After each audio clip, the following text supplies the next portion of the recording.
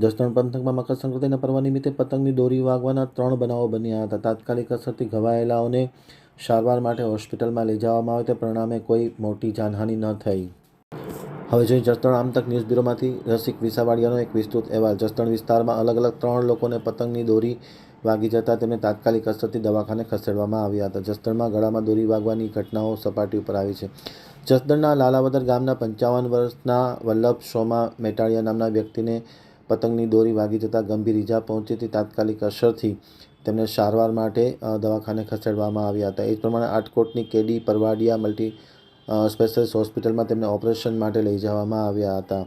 જસદણના અનિતા યાદવ નામની મહિલાને પગમાં પતંગની દોરી વાગી જતાં તેમને તાત્કાલિક અસરથી દવાખાને ખસેડવામાં આવ્યા હતા. વિછિયા નજીક રહેતા બાલ નામના 26 વર્ષના પરપ્રાંતીય યુવાનનું પતંગની દોરીથી ગળામાં ઈજા થતાં ખાનગી હોસ્પિટલમાં ખસેડવામાં આવ્યા છે. આમ અલગ અલગ પ્રકારના 3 બનાવો બનવા પામ્યા હતા મકર સંક્રાંતિના પર્વ નિમિત્તે.